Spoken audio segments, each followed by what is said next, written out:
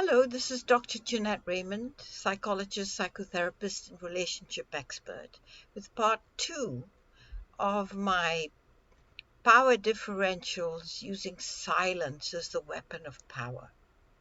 So, in my first video on the power of silence, we talked about the silencer and the silenced and how both of them had power, and that we also have those voices inside us. On this part two, I'm going to talk about the silence of feeling unacknowledged, of feeling invisible. So, in my work, I come across many individuals who feel that their partners don't acknowledge gifts that they give them, texts that they send them, little gestures that they do around the house, or in intimate little ways of complimenting them, buying them a little thing, surprising them in some ways. The little intimate gestures that say, I want to be acknowledged, I want to matter to you, I want you to know that I'm on your radar.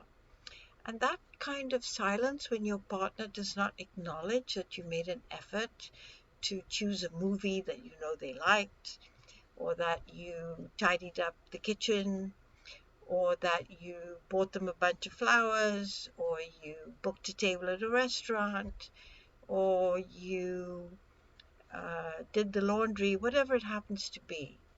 That lack of acknowledgement, as if they're not just taking you for granted, but that you didn't do it in the first place. That's kind of how it feels. And it's one of the most piercing wounds that has thorns inside you that keep cutting and cutting and cutting. And this is how Neil described it to me, that I get cut even though I did all the folding of the laundry. When my partner came home after her day at work, she just said, I did it wrong, or I mixed up her clothes with our daughter's clothes. There was no acknowledgement, and it really hurt. It hurts like a stabbing, stinging weapon that has all sorts of thorns and claws on it that keep getting pushed and poked and creating the wound which can never heal. And Neil would get very upset. Sometimes he would go outside and just sit and kind of freeze up so that he could try to numb the pain, because he was really afraid that the harder he tried to become visible, to matter, to feel like he is on his partner's radar, Jennifer, that the more she just vilifies him and makes him into a monster and denies that he did anything, claiming that he made a bigger mess, he did it wrong, something was not okay, and that it was a threat to actually do anything to show her that he cared, because he was taking a risk of being vilified and negated. Now, this kind of silence, when your partner does not acknowledge A, that you're there, B, that you're in their lives and that they matter, and C, that they don't see you as offering anything of value, that you become valueless, you don't matter, nothing you do counts. That is the most horrifying silence of all. It's like when we were babies. If we cried and cried and our parents didn't come, it didn't matter. If we tried to be good babies and we didn't cry, and we didn't make a mess in the bed, and we didn't wet our clothes and our onesies with tears or mucus or poop or pee, then maybe they would love us. Maybe they'd come and pick us up and throw us up in the air and giggle and laugh and tickle us, and we'd be like in so much of a mutual kind of enjoyment. That's what it feels like to be acknowledged, to be shown that you matter, that you have something to give, that your life is as vital and important to your partners, and that you can't live without it. That's the other part of the silence.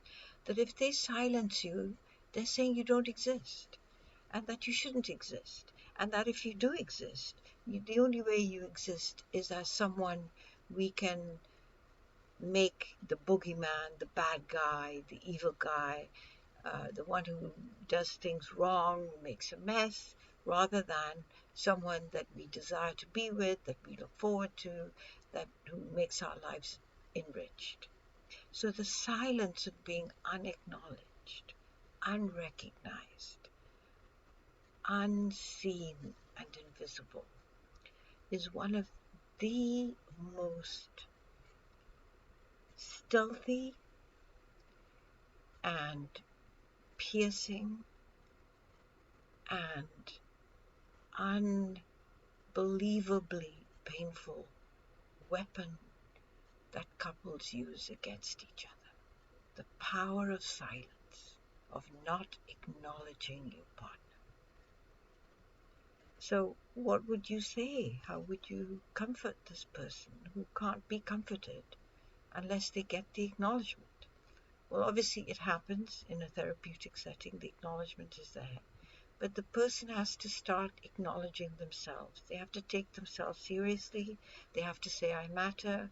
And they have to start doing things for themselves that then reverberates, where they do feel acknowledged, valuable, interesting, desirable in the world outside. And when your partner sees that you are valuable, when you are making a play in the world outside, when people are noticing you, boy, do they want to notice you too. You suddenly become hot. You suddenly become the goods that is needed.